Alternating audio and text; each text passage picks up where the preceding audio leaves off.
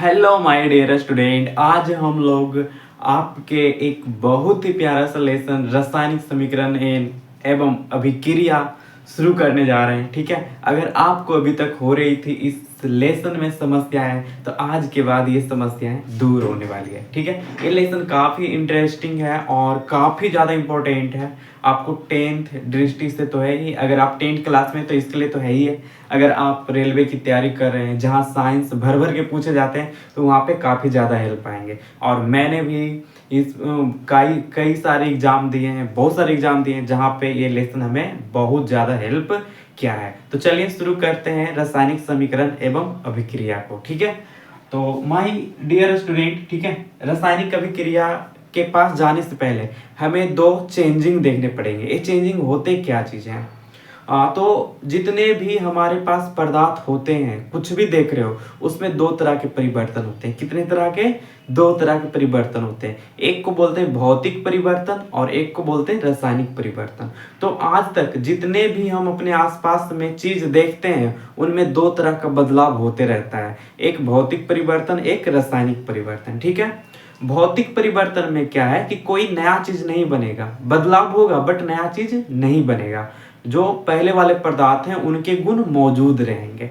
लेकिन रासायनिक परिवर्तन में आपका नया पदार्थ बन जाएगा और पहले वाले अगर पदार्थ का गुण कुछ और था, तो नए पदार्थ का गुण बिल्कुल ही बदल जाएगा। ठीक है, जैसे आपने दूध देखा होगा। ठीक है, तो दूध कैसा होता है? मीठा होता है, खाने में अलग ही स्वाद लगता है। बट अगर वो दही बन जाए, दूध से क्या बन जाए? दही बन जाए, अब दही का टेस्ट देखिए बदल जाएगा, पूरी तरह से सब कुछ बदल जाएगा उसका। ठीक है, तो दूध से दही का बनना एक रासायनिक परिवर्तन है। क्या दही से दूध वापस लाया जा सकता है? नहीं, नहीं ना। तो ऐसे ही रासायनिक परिवर्तन होते हैं। ठीक है, जहां अगर एक बार पदार्थ बन गया तो दोबारा फिर वापस नहीं आ सकता है। बहुत सारे एग्जाम्पल है, जैसे आपने सब्जी सब्जी हर दिन बनाते होंगे, तो सब्जी को ही एग्जाम्पल ले लीजिए आप। ठीक है, तो सब्जी क्या होता है? अगर आपने उसे सब्जी को पका दिया, तो क्या फिर से वापस कच्चा ला सकते हैं? नहीं ला सकते। तो सब्जी का पकाना भी एक रासायनिक परिवर्तन है। कैसा है? रासायनिक परिवर्तन है। हम ऐसे एग्जाम्पल उठाएंगे जो हमारे आसपास में मौजूद है। ठीक है, तो मैंने दो एग्जाम्पल दिया, दोनों रासायनिक परिवर्तन का था। ठीक है, इसके अलावा कोई चीज को जलाना, जहां पे आप जलाते हैं, जैसे कागज का जलाना, अगर कागज जला देंगे तो क्या वापस आ सकता है कागज? नहीं ना।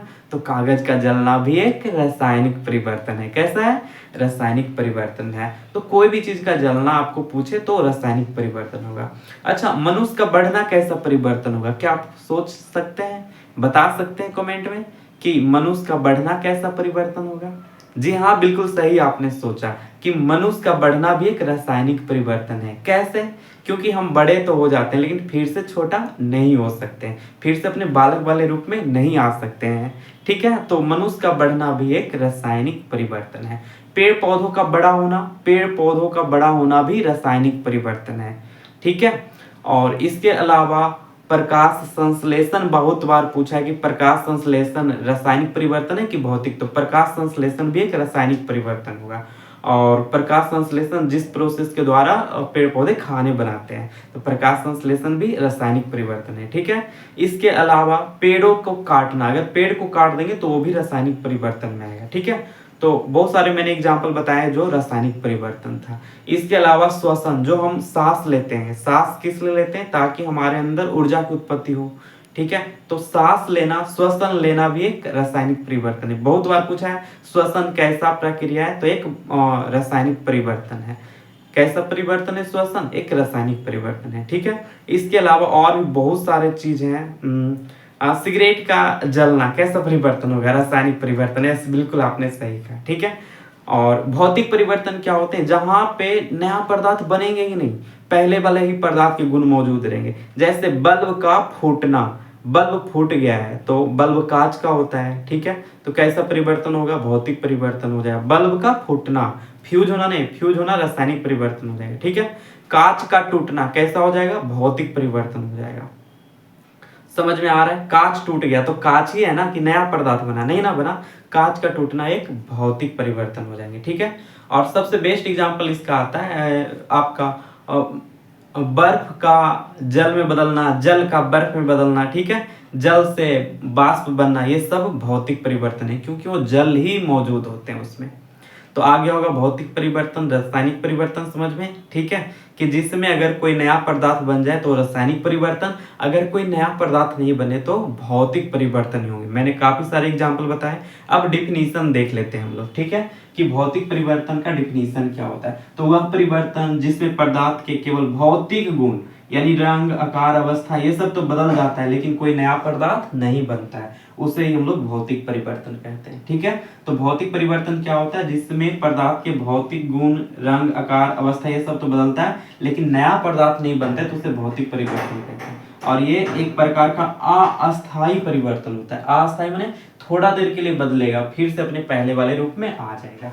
रासायनिक परिवर्तन क्या होता है, तो वह परिवर्तन जिसमें पदार्थ के रंग, रूप, आकार, अवस्था तो बदलता ही है, साथ साथ में रासायनिक गुण भी बदल जाते हैं, मतलब उसके अंदर के भी गुण बदल जाते हैं। जैसे मैंने दूध से दही बनाया तो कैसा हो गया, रासायनिक परिवर्तन था ना। तो ये अस्थायी होता है, मतलब एक बार अगर नया पदार्थ बन गया तो फिर से मूल वाले पदार्थ प्राप्त नहीं कर सकते हैं, ठीक है। उम्मीद करता हूँ रासायनिक परिवर्तन और भौतिक परिवर्तन आगे होगा समझ में, कि जिसमें नया पदार्थ बन जाता है और रासायनिक, अगर नया पदार्थ नहीं बनता है तो भौतिक। अब हम इस पे ऑब्जेक्टिव सवाल करते हैं जो एग्जाम में काफी पूछे जाते हैं, ठीक है।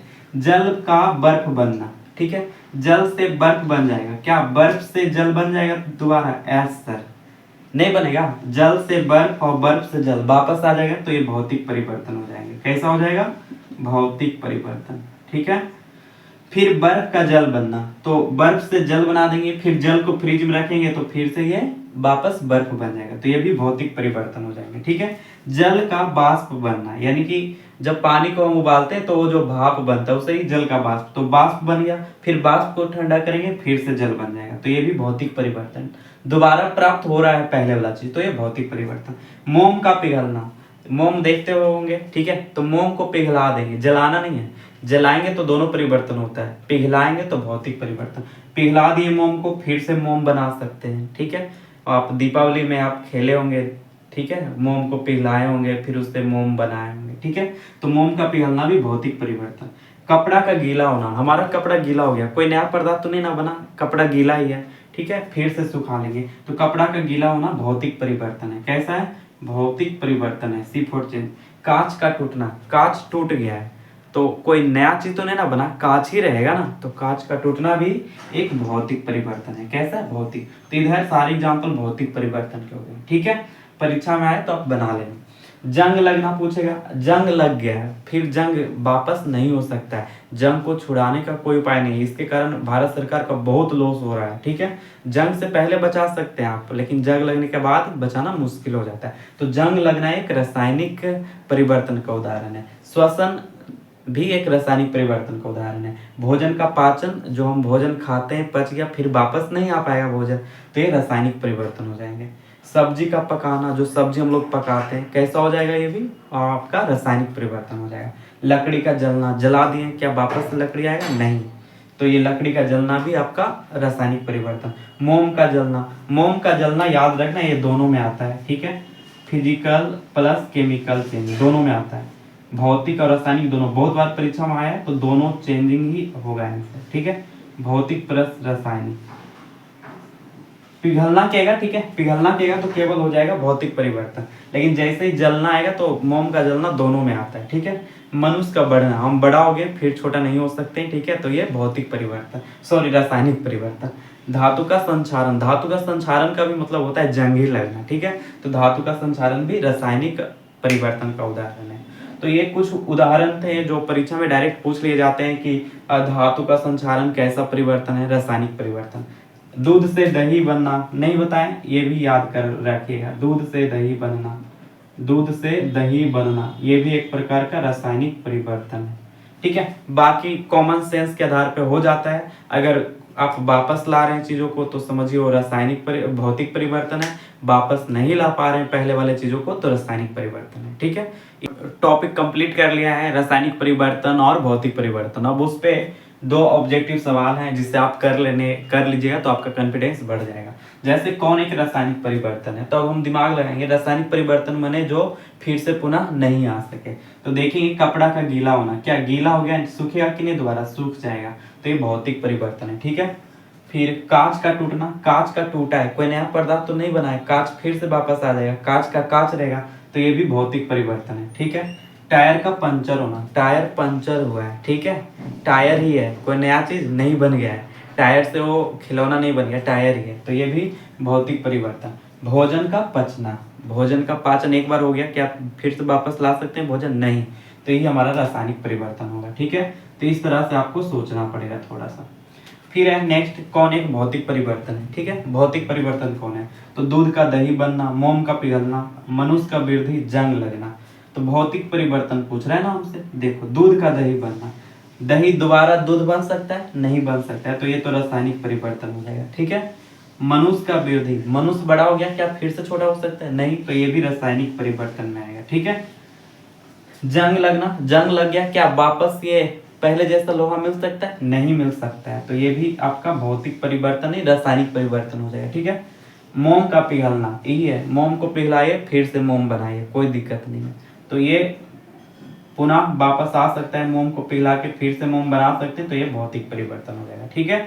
तो इस तरह से हमने स्टूडेंट हमने एक पार्ट कंप्लीट कर लिया ये पहला लेसन का। ठीक है। अब हमारे पास दूसरा पार्ट है, रासायनिक अभिक्रिया किससे कहते हैं। काफी इंटरेस्टिंग टॉपिक है, रासायनिक अभिक्रिया किससे कहते हैं। तो एक्चुअली में जब हम एक या एक से अधिक पदार्थ को, ठीक है, आपस में ही क्रिया करा देते हैं, एक या एक से अधिक पदार्थ को क्रिया कराते हैं, तो एक नया ही पदार्थ का निर्माण होता है। कैसा, एक नया पदार्थ बन जाता है, उसे ही हम लोग रासायनिक अभिक्रिया कहते हैं। जैसे आपने कार्बन को देखा होगा, या फिर आप मान लो ना, आप कोयला ही है, कोयला को आप ऑक्सीजन में जला दो तो क्या बन जाता है पता है, कार्बन डाइऑक्साइड गैस बन जाता है। ठीक है। कोयला को जब आप ऑक्सीजन में जलाते हैं तो कार्बन डाइऑक्साइड, देखो है ना, हैरान हैरान करने वाली बात कि कार्बन और ऑक्सीजन को मिलाते हैं तो कार्बन डाइऑक्साइड गैस बन जाए। ऑक्सीजन जहां जलने में हेल्प करता है, वहीं कार्बन डाइऑक्साइड बुझाने में हेल्प करता है। तो जो नया पदार्थ बनता है वो पहले वाले पदार्थ से बिल्कुल ही अलग होता है, बिल्कुल ही अलग नेचर का होता है। ठीक है। जैसे आप और एक एग्जांपल ले सकते हो, जैसे हाइड्रोजन और ऑक्सीजन होता है। ठीक है। हाइड्रोजन भी एक जलने वाली गैस है और ऑक्सीजन जो है जलाने में सहायक होता है, लेकिन अगर हाइड्रोजन और ऑक्सीजन को मिला देते हैं, ठीक है, तो जल बन जाता है। क्या बनता है, जल। हाइड्रोजन ऑक्सीजन को मिलाने से जल, और ये जो जल है आग को बुझाता है, क्या करता है, आग को बुझाता है, तो है ना उल्टा का।